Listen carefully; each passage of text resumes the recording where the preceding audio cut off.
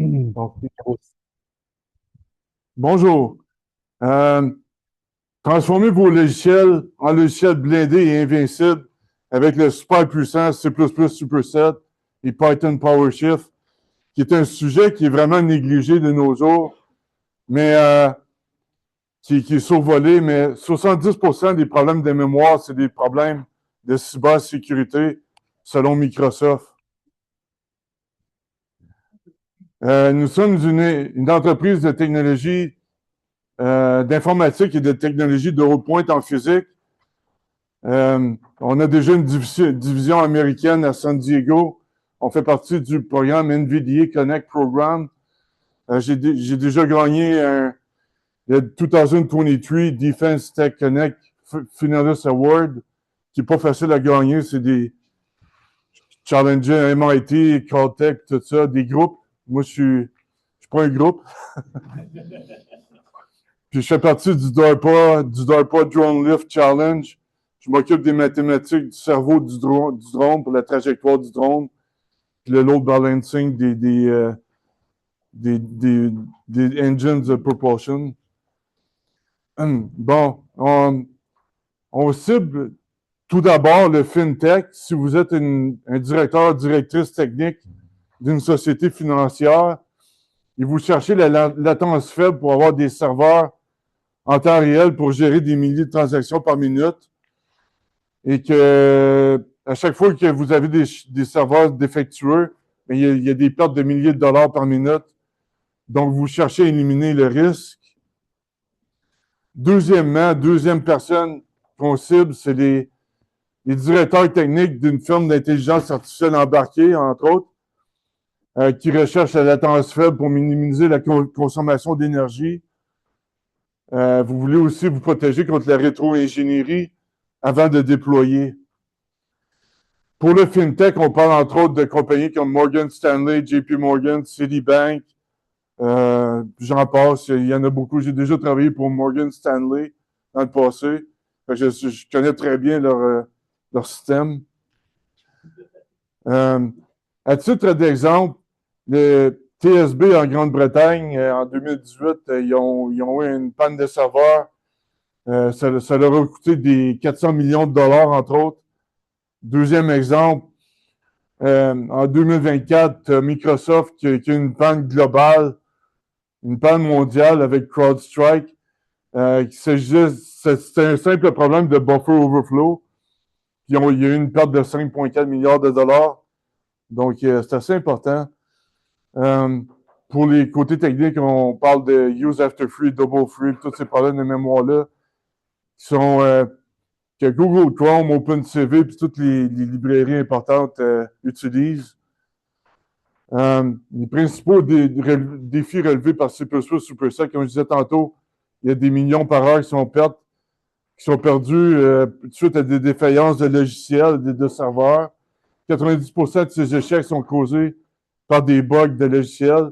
70% des bugs de sécurité, c'est des problèmes de mémoire. Les avantages de C++ Superset, les bugs de mémoire sont détectés immédiatement, implicitement au niveau de la compilation. Ça empêche les logiciels de planter, empêche les effets boule de neige. Vous allez avoir une meilleure réputation de vos clients si vos logiciels ne plantent pas. Puis vous passez moins de temps et d'argent à déboguer vos logiciels de façon réactive. Donc, il s'agit entre autres d'un gestionnaire de mémoire breveté qui est injecté au niveau de la compilation avec un compilateur source à source. Ça utilise la technologie de FinPoint Clang, le compilateur Clang, qui est très, très puissant. Bon, je n'irai pas trop en détail, mais ici, on voit l'exemple d'une fuite de mémoire. Lower is better ici. Fait que l'utilisation de la mémoire de C++ Superset est vraiment minime. La même chose avec JavaScript qui utilise un garbage collector qui ralentit l'application, soit dit en passant. Donc ici, je n'irai pas trop en détail encore, mais la grosse image, c'est que c'est le meilleur des deux mondes. C++, ça a ses avantages, Rust, ça a ses avantages, ses désavantages. Puis le gouvernement américain, il veut bloquer les langages qui sont à risque.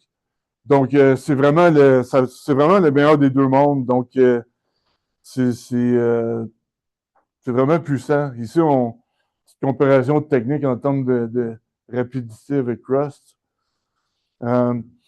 Puis pour Python PowerShell, j'ai pas parlé beaucoup, mais ça détecte la majorité des erreurs proactivement, encore là, parce que c'est un langage complet, c'est pas un langage interprété. Python, c'est interprété. Vous allez avoir une gain de vitesse incomparable. Ça protège encore là contre la rétro-ingénierie. Voici un exemple de OpenCV. C'est une librairie très importante en intelligence artificielle. Pour le computer vision. Puis voici mes coordonnées. Vous avez mon site web. Puis le logiciel, il va être prêt sous peu. Puis c'est ça. Merci beaucoup. Merci. Donc, 10 minutes pour la startup numéro 6, Fornex. Vous pouvez voter vote.croissance.biz. Est-ce que c'est clair? Est-ce que je comprends bien? Est-ce que j'aime? Est-ce que la connexion est faite? Et est-ce que j'achète? Est-ce que je vois la valeur? Et là, vous avez vu aussi le persona, le type d'utilisation qu'on peut faire ici. Donc, c'est bon pour tout le monde? Le numéro 6. Je pense que les gens qui sont tous dans le domaine du développeur logiciel dans le groupe vont pouvoir intervenir aussi. Est-ce qu'il y a des questions, commentaires sur justement la solution, la valeur, le message? Est-ce que vous voyez aussi les genres les personnes qui vont avoir besoin, qui vont pouvoir utiliser cette solution? Questions, commentaires? Ouais. Oui? Ah, OK, vas-y. J'ai plus l'impression qu'on comparait deux langages de programmation. Le but de la solution, c'est protéger juste être sûr que je comprenne bien. Protéger le logiciel de planter ou d'avoir des fuites de mémoire. OK. Ou protéger les passwords aussi. On peut effacer la mémoire, encrypter les passwords avant des. Tout ce qui a trait à la mémoire des logiciels. Oui, exactement. OK. C'est vraiment un sujet négligé que le monde survole, mais c'est vraiment important parce que j'ai 25 ans d'expérience dans le domaine. Je sais que c'est les logiciels qui plantent, ça arrive tout le temps. C'est toujours, ou presque toujours causé par des situations comme celle-là. Oui, c'est ça. OK.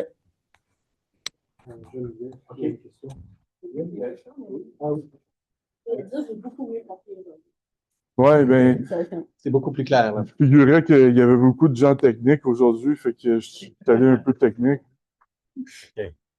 Mais quand même, je pense qu'il est plus clair, c'est pas nécessairement le technique, on comprend le problème. OK. Puis le cas d'usage, oui, c'est ça. Je pense qu'on voit un peu même en étant moins technique. Oui? Merci Phil pour la présentation. Du fait que C++ marche sur toute l'industrie, la fintech. Et là, par exemple, je suis en train de travailler sur les simulateurs de NVIDIA où ils préconisent de commencer à utiliser C++ dans l'architecture. Donc, je pense qu'au-delà de la fintech, même pour tout ce qui est robotique, vision embarquée, voiture autonome, ça sera beaucoup du C++ dans l'architecture. Elle est là. Donc voilà l'architecture en fait de simulation. Ils intègrent ça de plus en plus pour tout ce qui est C++. Ouais. OK. C++ est resté la norme partout. Okay. Donc, c'est standardisé ISO, c'est portable, fait qu'on peut pas juste négliger ça. Donc pour la 6G, tout ce qui sera 6G, ville intelligente, Smart City, ça sera du C++. Okay. Donc c'est voilà. Donc comme C++, vous, c'est un gros avantage pour sécuriser tout ce qui est programmé en C++. C'est un secteur d'avenir, donc il y a beaucoup d'opportunités. Remplacer les garbage collectors qui sont utilisés également. Et c'est pas rien parce que tu parles que c'est un gros avantage quand on parle de cybersécurité. Puis C++, ce qu'il dit, c'est que NVIDIA et compagnie s'en va vers le C++ aussi. Ouais. Donc, vas-y, Ferrat. Pour moi, je pense Geneviève. Ah oui, Geneviève en ligne. Donc, oui, merci. Geneviève, si tu veux. Oui, merci, Ferrat. Bonjour tout le monde. Vraiment, c'est vraiment impressionnant vos présentations. je suis pas là, mais j'aurais aimé pouvoir me déplacer. Mais au moins, je peux vous écouter. Puis aussi, comme toi, peut-être, Martin, je suis en train de cartographier le périmètre là, qui est couvert. Puis, Phil, à cet effet-là, moi, ce que je viens de réaliser dans ce que tu présentes, puis comme tu sais, je suis pas tech, je suis consciente, par contre, que tu t'adresses à des techs, mais je ne sais pas, peut-être, je vais juste te dire, c'est toi qui as la réponse, mais je trouve que la dimension que tu as ouverte, en tout cas, tu le nommes peut-être depuis que tu nous parles, mais là, je l'ai capté, c'est la mémoire, les fuites de mémoire des logiciels. Puis pour moi, ça, c'est abstrait. Je peux comme le concevoir ou imaginer. Je ne sais pas si ton public cible connaît bien ça. Peut-être que oui, peut-être que non, là. Mais en tout cas, c'est sous-estimé, mais peut-être que justement, si tu avais une petite page là-dessus, on comprendrait alors où est-ce que ta solution vient vraiment, tu sais, la clé, là, où est-ce qu'elle agit exactement. En tout cas, ça, c'est juste moi, ma perception là, de quand je t'ai écouté, là. Mais vraiment, c'est vraiment, c'est le jour puis la nuit par rapport à quand on a commencé le coffre ensemble. Donc, d'expliquer plus les cas d'utilisation où on voit qu'il y a des gros impacts majeurs. Ben là, tu as donné Microsoft qui a coûté des milliards. Oui, mais c'est le concept de fuite de mémoire dans un logiciel. Qu'est-ce que c'est une fuite de mémoire? OK. Ouais. Mais peut-être que c'est. Moi, je suis pas tech, fait que je sais pas si les développeurs, tout le monde sait c'est quoi, puis ils comprennent très, très bien. Oui, je pense qu'en général, quand même. OK. Mais c'est un bon point. Il faut comprendre les fuites de mémoire pour comprendre Fornix. Oui. C'est plus. Oui, c'est ça. Ouais. Oui. Côté programmeur. Mais merci. Merci. Rapidement, Claude et Michel, oui. Vas-y. Évidemment, c'est difficile, hein, parler technique à des non-techniques, puis parler non-technique à des techniques. C'est orthogonal, puis difficile, c'est pénible. Comme moi, quand je parle de cryptographie, en fait, plutôt. C'est un paradoxe non résolu. Ouais, c'est un paradoxe non résolu, puis c'est comme la quadrature du cercle. Où ce que je voulais en venir, c'est qu'évidemment, ultimement, ça va être des développeurs qui vont utiliser les outils, puis on sait que les développeurs sont très comment je pourrais dire ça, là, ils ont leur patelin, puis ils aiment leurs petites choses, puis c'est difficile de les faire bouger de ça. Ce qui fait que tu vas faire face beaucoup à ça. Mais c'est la vie. Où ce que je voulais en venir, c'est que cette solution-là ne sera jamais le problème de la mémoire. Puis évidemment, là, on pourrait parler de la caractérisation des différentes sortes de mémoire perdues, etc., mais ça, c'est pas important. Où ce que je voulais en venir, surtout, c'est que ce problème-là va être résolu par plusieurs. Hein, tu ne seras pas tout seul. Okay? Déjà, aujourd'hui, Google a fait beaucoup de travail pour leurs propres outils internes, puis ils ont publié des papiers que j'ai vus il y a 18 mois, de ça, je ne me souviens plus. Puis ils donnaient des chiffres de gains. Hein? Genre, en fait, ils ont vu une réduction importante des crashs de logiciels qui étaient en place depuis 20 ans et qui personne ne touchait parce que ça fonctionnait, hein? Mais les logiciels étaient, évidemment, ils récupéraient, mais sauf que avec des conséquences quand même. Toujours est-il que tu devrais essayer de t'appuyer sur ces données-là parce que ça ne sera pas un compétiteur. Comme je dis, il n'y aura pas une seule solution. Et pour accroître donc la crédibilité du besoin et de ta solution, ou en fait de la classe de solution à tout le moins, d'essayer de leverager sur ce que Google, qui est quand même un peu crédible, nonobstant les problèmes de sécurité qu'on pourrait soulever, ça pourrait être utile. C'est un peu long, mon commentaire, là, mais... C'est bon, mais toi, non seulement c'est plus clair, mais en même temps, le fait qu'il y a plus de commentaires et qu'il y a du dialogue, parce que là, tu atteins ta... Ouais. C'est un sujet énorme, mais justement, c'est subtil. La question de Geneviève est très pertinente. Mais à cause que, justement, les gens ne comprennent pas ce genre de bugs-là, c'est des bugs qui font très mal, qui sont mal gérés et tout. Tu t'occupes d'un créneau quand même important. Ouais. De laisser Ferra et Michel continuer. Ben, c'est pour ça qu'on survole le sujet, mais c'est vraiment important quand même. Alors, petite question. Moi, j'ai une IA qui travaille au millième de seconde. Okay?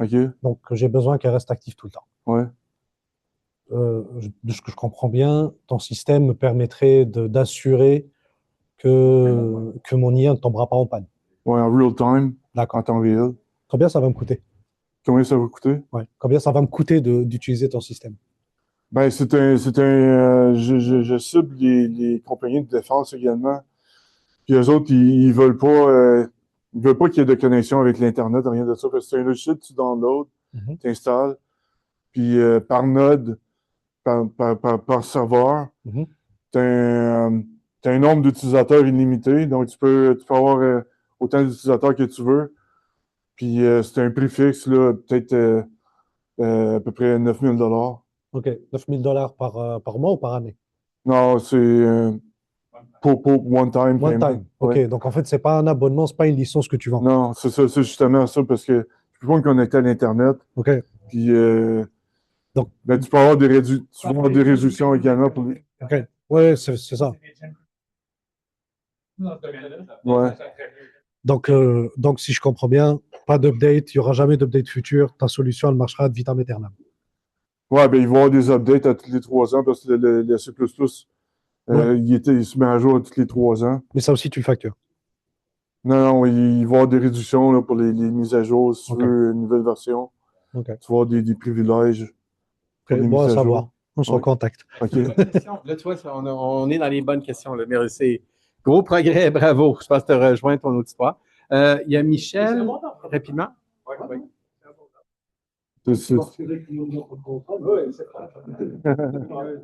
Philippe. Pardon? Oui, salut. Salut, Phil. Écoute, moi, je te trouve super courageux ce que tu fais parce que c'est C++, un langage qui est on pense qu'il n'est pas utilisé, mais dans la robotique, c'est full C++. Oui, exactement. Puis le monde s'en va 100% dans la robotique. Il va en avoir partout. Ouais. Donc, ton logiciel, ce que tu es en train de faire, veut pas, il va être intégré un peu partout. Exactement. C'est pour ça que je suis déjà en contact avec France pour ces projets. Donc, pour tout ce qui touche parce que c'est ça le nerf de la guerre, c'est le temps réel. C'est ce que tous les autres langages ont de la misère à faire, là. Mais le temps réel, en robotique, tout ce qui va toucher aux satellites, tout ce qui va toucher au prochain voyage, mais toute voiture autonome, etc. Donc, c'est loin d'être un langage qui est effacé. C'est au contraire, c'est un langage qui revient par la bande parce que la technologie est là. Oui, exactement. Bon. Moi, personnellement, là, si je connais pas ta technologie, je sais pas si elle fonctionne, etc. Et si jamais elle avait à fonctionner, il faut que tu trouves les personnes pour t'ouvrir les portes. Oui. Les bonnes personnes. Oui. OK? Puis ça, ben, ça va être le nerf de la guerre pour toi. Oui, il faut casser la glace. Oui. Puis si tu peux prouver que ça fonctionne, ton affaire, tu peux être sûr que c'est vrai que l'armée va être intéressée. Oui, merci. Justement, je vois une conférence avec NVIDIA à San Jose en mars. Puis je vais casser la glace là-bas avec eux autres. Là, tu déménages, hein? Oui, à San Diego. Okay. Ben, de façon intermittente, je vais revenir, mais à long terme, je vais déménager. Mais je ne suis pas convaincu d'un prix one time. J'ai l'impression que tu te mets beaucoup de bâtons dans. Parce qu'à partir du moment où tout le monde l'a acheté, tu fais quoi? Ouais. C'est fini. Non, mais il y a des mises à jour. Ouais. C'est ça. Sous-estime pas l'ampleur de monétaire que tu pourrais faire avec ça. Puis un one-time, là, toutes les entreprises qui ont essayé ça là, sont, excusez-moi du terme, sont un peu fourrées aujourd'hui. Non, ben, c'est l'ancien modèle. Oui. Ouais. Moi, je sais pas. Je laisserais flotter ça. Ouais. Il n'y a même pas, moi, le business. Parce que dans ton cas, le prix, c'est le consommateur qui va bien vite. C'est ça. La valeur de ton outil, ton consommateur va te dire c'est quoi le prix. Ça va être bien plus que notre. Non, c'est ça. C'est la première fois que ça vient sur le sujet. Fait que c'est vraiment bravo, Philippe. C'est ça qu'on voulait. Fait que là, enfin, tu es là. Enfin, je me base un peu aussi sur un compétiteur Insure Plus de peu de la compagnie, mais il y a un logiciel qui s'appelle Insure Plus. Mais c'est plus réactif. ça va te donner des idées. Ah, peut-être t'as un problème de telle section de mémoire, il faut que tu la corriges explicitement. Je me base, eux autres, ils chargent beaucoup plus cher, ils chargent 50 000 pour résoudre tes problèmes de façon explicite. C'est sûr, je pourrais mettre un juste milieu. Oui. Mais pour l'instant, quand on parle de non. On va te le donner. Tu vas voir, l'armée va dire 250 000 par année. Non, de toute façon, tu ne peux pas parler de prix si tu n'as pas parlé de combien tu fais sauver. OK, ça commence par ça. OK? On en parlait, Ah non, pas assez. Non, là, c'est les pénalités, les trucs comme ça. Moi, je parle sauver en temps CPU, sauver parce que tes machines sont plus up, parce que donc pas en réaction, mais en pré, un peu comme toi, là, dans le fond. C'est bon. Un dernier point rapidement. Je ne suis pas un acteur, je suis un investisseur.